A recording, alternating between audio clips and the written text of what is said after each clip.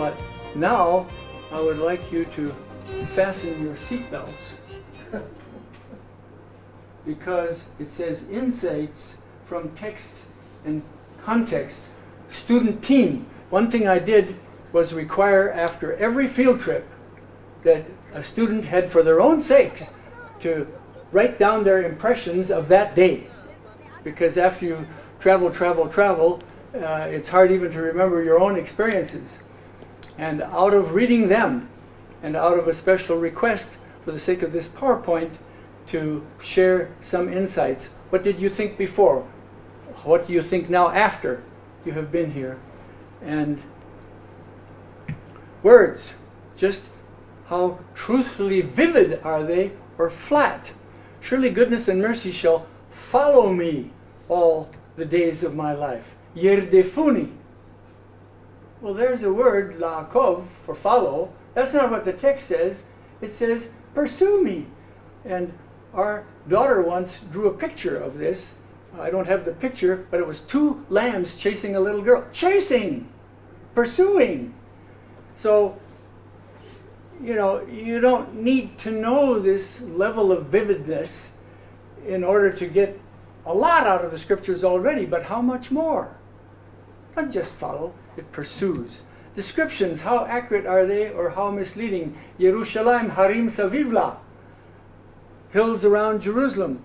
Well, we've had students from Manipur, northeast India, and look at how there's a plains area here in the middle, and then mountains all around, and here's what it looks like. And that was the picture that our Bible translator had. Jerusalem harim savivla, that maybe, 20, 30 kilometers off in the distance there were mountains, and not that it was hills, and Jerusalem's right in the hills. Or what about the image of Be'er or Bor?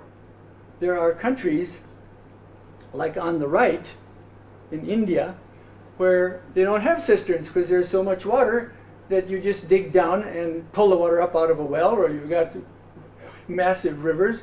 But look on the left, where you see you have to channel water from a spring, or you have a hole in the ground that you dig and plaster and you store the water there. And so look what it says in the text. Let's throw Joseph into one of the wells, is what many translations say. Well, he would have drowned. Well, here this translator at least knew that it wasn't a well. He should have got it straight, threw him into a cistern that was dry, but at least he says dry well, which doesn't make too much sense because most wells are dug because they have water at the bottom. How about plants, familiar or unknown? There are areas in the world who don't have any grapes at all. My wife sent a welcome basket with an American student to a student from another country who picked up the grapes and said, "What are these?" The American couldn't believe his ears. He said, "They're grapes." The fellow says, "Oh yeah, I've read about them. Are they good to eat?" And the American says, "Yeah, try it." And there are places that don't know what to do with all this vineyard imagery that you have in the scriptures. And all these different verbs of, Vayas Kehu, Yiskelehu, and what's a migdal and what's a yekev, and these images of barren hillside that you have to clear the stones and plant the vines and build guard towers and hedges, stone walls with thorns. So how are you going to understand Isaiah 5:5? I will remove its hedge and it will be devoured, and I will break down its wall. Or how about rainfall? There are countries where it's constant. I was in a town in Norway where it rained every single day of the year. Now they had some days of sunshine, but it was at least a shower every day. And so what's it like where David was shepherd, on the outskirts of Bethlehem, where you have the Judean desert, and you've got a rainy season and a dry season.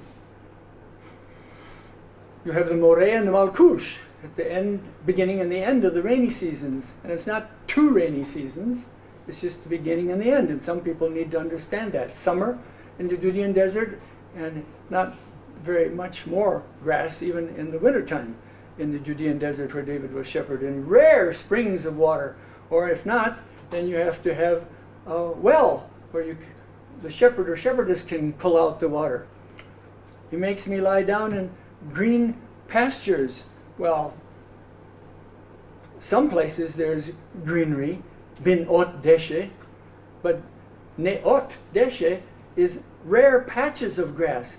It's not like Wisconsin or New Zealand where you don't need a shepherd at all. You just put up a fence, there's no natural enemies, there's plenty of food, there's plenty of water, but in the Judean desert, you've got this kind of lush grass at the most, in January, February, and rare patches of grass, and you understand the total dependence of the sheep on the shepherd.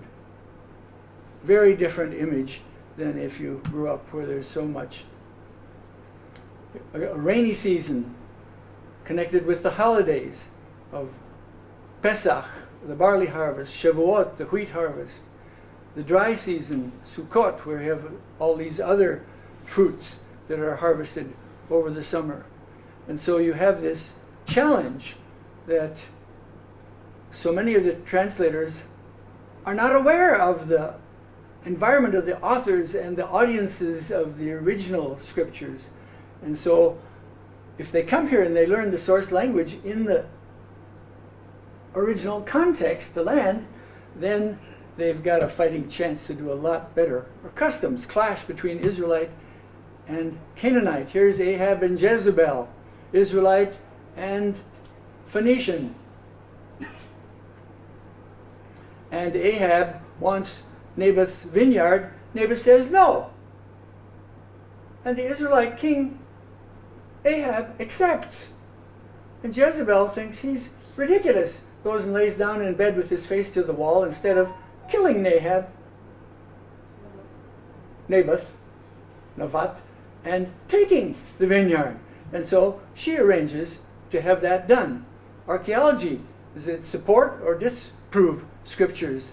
There have been excavations at Tel Gath where they found evidences of what the Bible says, that King Hazael of Damascus, way up in the north, had gotten way down into the Philistine plains and conquered Gath. And 2 Kings 12 fought against Gath and took it, and then went up to Jerusalem, but the king paid him off. So he decided not to fight and went home.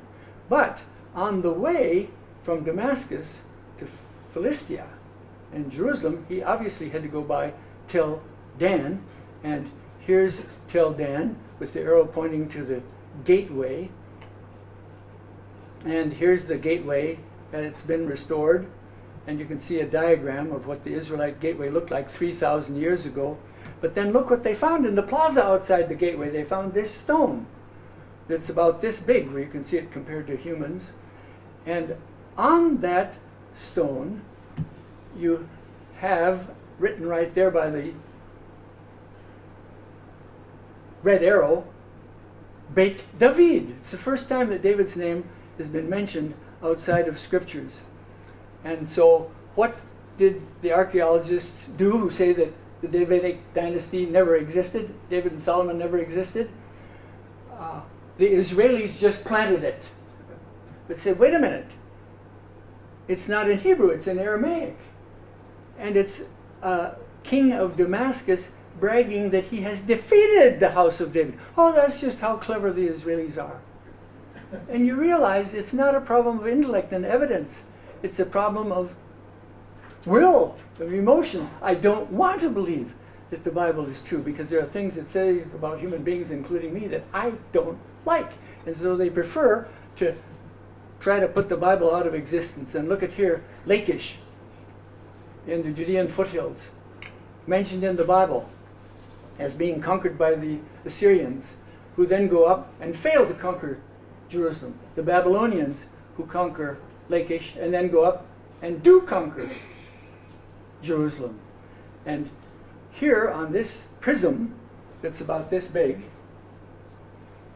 you have written in cuneiform script of the Akkadian language of the ancient Assyrians, as for Hezekiah the Jew, he did not submit to my yoke, and so I carried off over 200,000 of his people. I destroyed 46 of his fortified cities, and himself I caged like a bird in a cage, and that's all he can say, because the Bible tells us that they, yes, surrounded Jerusalem, but the angel of the Lord interfered and they retreated, and Jerusalem was spared. A little over 100 years later, Jerusalem was not spared. So they should have lost their faith in the God of Israel. Wasn't able to protect Jerusalem. But in the meantime, you have the prophets who had warned and warned and warned that if you abandon God, He will remove His protection. So they were able to understand this is not because their gods are stronger, gods of all those other peoples that have disappeared from history, but that God removed His protection. So what's the impact of all this? Even students who are Bible translators and believers, the grand impact of the reality of it all is strong. And here's this diagram that's become popular in postcards and symbols around Jerusalem, and even at the entrance to the exhibits, you know, at the Southern Wall excavations, the center there. Jerusalem in the middle between Europe, Asia, and Africa.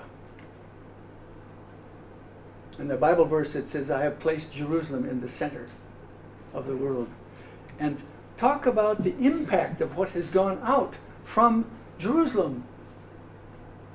The lighter the color, the less corrupt is the country. This is Transparency International Index of Corruption, 140 countries. The darker red the color, the more corrupt. Greed, corruption, dictatorships, revolutions.